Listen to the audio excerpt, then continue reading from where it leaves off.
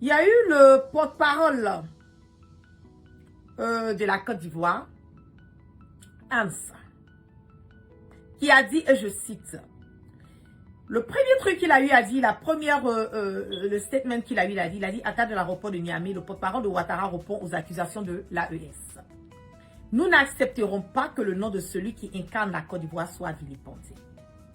Et en off-caméra, il dit, si les terroristes étaient cachés dans l'avion Air Côte d'Ivoire, ce n'est pas la faute au chef de l'État. Notre gouvernement a ouvert une enquête pour découvrir comment ils ont eu accès à l'avion qui les a conduits à l'aéroport de Niamey. Ok. Donc déjà, voilà ce qu'il est en train de dire, il veut nous dire directement que M. Hans est en train de reconnaître que l'avion Air Côte d'Ivoire, que les terreaux étaient cachés dans l'avion Air Côte d'Ivoire. Si des terreaux peuvent être cachés dans l'avion Air Côte d'Ivoire, pendant que nous disons que la Côte d'Ivoire, merci à tous ceux qui mettent les cœurs, merci de sécuriser le direct. Pendant que je ne serai pas du tout long, un direct de peut-être 15 minutes ou plus. Pendant que vous dites que votre pays est un pays qui est sécurisé, vous nous dites que la Côte d'Ivoire a le même système de sécurité que Genève. Vous nous dites que la Côte d'Ivoire, l'aéroport de Côte d'Ivoire est l'un des aéroports qui est plus sécurisé au niveau de l'Afrique de l'Ouest. Ok. Nous, on a des questions. Moi, la gueule, j'ai des questions à poser à Hans. On va savoir. Quelles sont les questions? Comment est-ce que les terroristes étaient dans l'appareil et ont pu accéder à l'appareil avec leurs armes lourdes sans être démasqués? Il faut que la Côte d'Ivoire nous dise. Comment est-ce que les terroristes ont eu accès à l'avion Air Côte d'Ivoire que lui il est en train de parler là, avec des armes lourdes? La deuxième question qu'on doit tous se poser est que quelles sont les règles préalables qu'il faut accéder à un aéroport? Donc cela veut dire que l'aéroport de Côte d'Ivoire, il n'y a pas un système, parce que moi la dernière fois que j'étais en Côte d'Ivoire c'était en 2019. Il n'y a pas un système de scannage. C'est qu'on ne scanne pas les bagages. On ne scanne pas les personnes. On ne scanne pas les passeports. La troisième question à savoir, c'est avec quel document ces terreaux-là ont pu payer ou prendre un billet d'avion, prendre le vol pour Air Côte d'Ivoire pour se retrouver au Niger. Ça, c'est une question qui est très importante et une question qui doit tirer l'attention de tout un chacun. Vous le savez au fort clair, net et limpide que la Côte d'Ivoire est une base arrière pour tous les terreaux au niveau de l'Afrique de l'Ouest. Ce n'est pas la guerre seulement qui le dit. Hein. Vous le savez au fort clair, net et limpide qu'en Côte d'Ivoire, il y a un endroit où une base où on entraîne, on formate, on nourrit, on blanchit des terreaux pour aller attaquer les autres pays limitrophes et plus précisément nos différents pays de l'AES. Vous le savez que à un certain moment donné en Côte d'Ivoire, les États-Unis avaient mené une investigation sur ces histoires de terreau qu'ils étaient nourris et blanchis.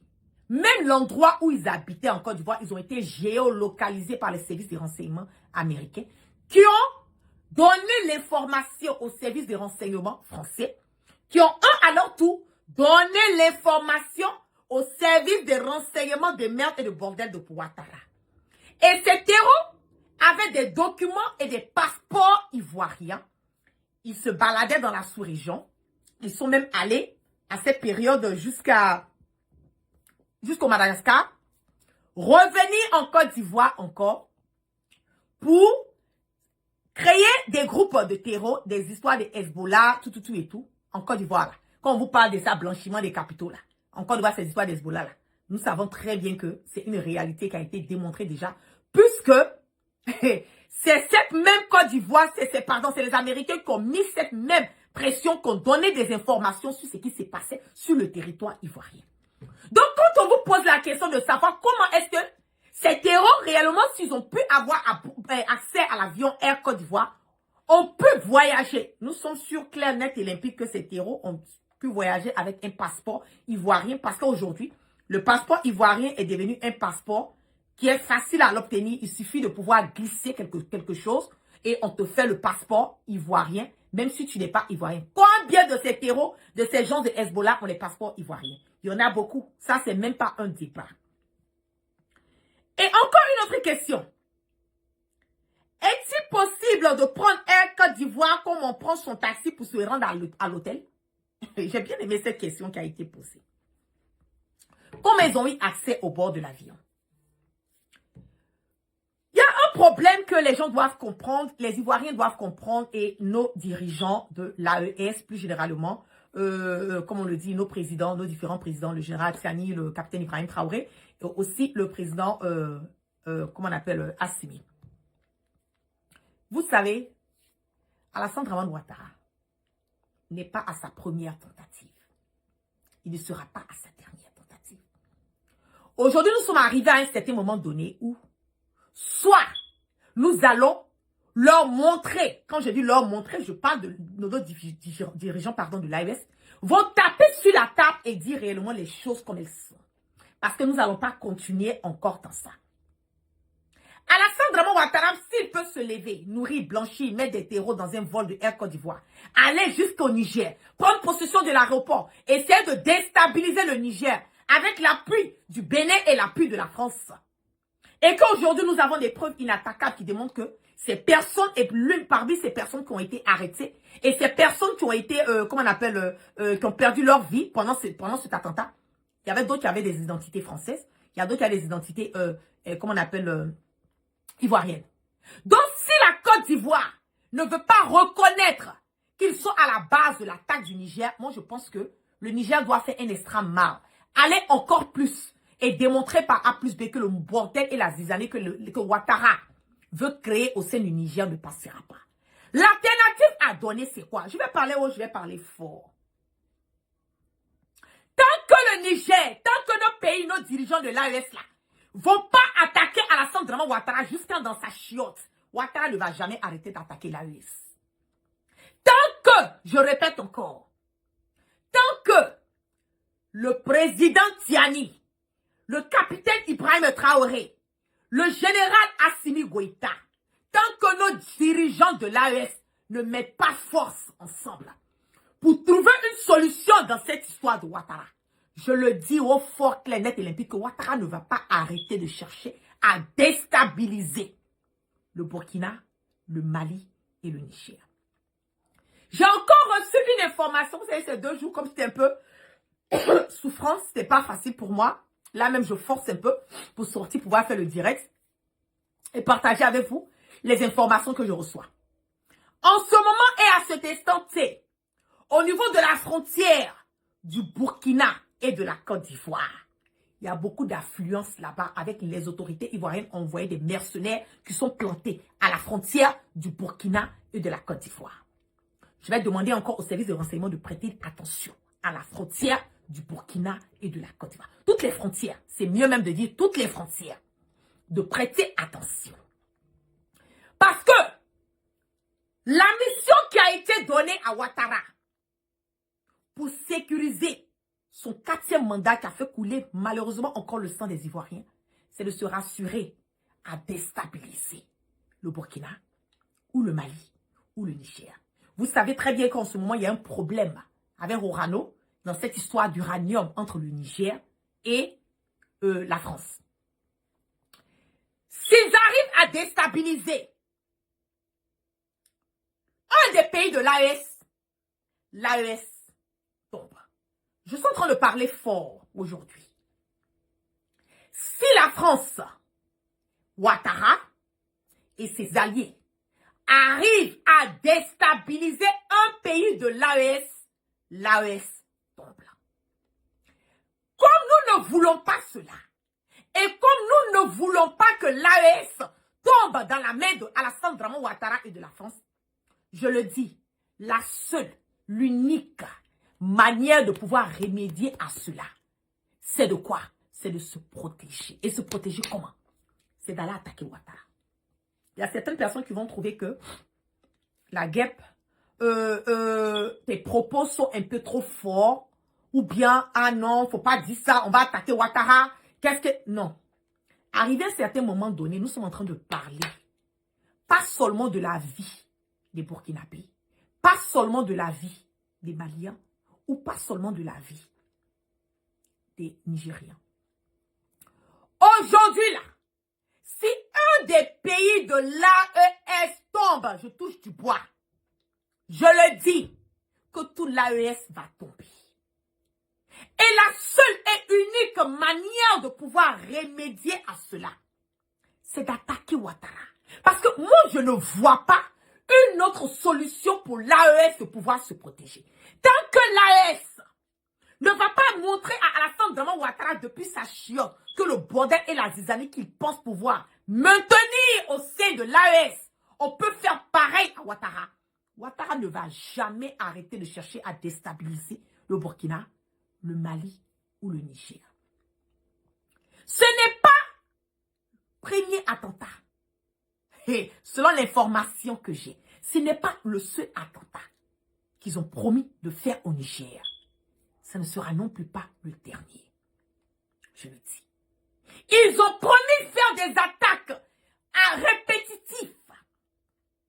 Ils ont promis de faire des attaques répétitives pour pouvoir emmener le Niger le dos au mur. Je partage cette information avec vous. Faites partager pour que l'information puisse arriver à nos autorités. Ce n'est pas tous les jours qu'on va chercher à les appeler. Faites remonter l'information. Il y aura des attaques répétitives au Niger, au Burkina et au Mali dans ces temps à venir. Selon les informations que j'ai, je suis en train de partager ces infos avec vous. Je reviens encore et je redis, j'insiste et je persiste. Les terreaux qui ont attaqué la Côte d'Ivoire ont été nourris, blanchis par Ouattara, qui a été, comment on appelle, cautionné par la France, dont le rapport, comment on appelle, l'aide est venue du Bénin. Ils ont été nourris, blanchis par Ouattara, par Macron et aidés par le Bénin. Je l'ai dit à 2 reprises. Quoi d'autre encore?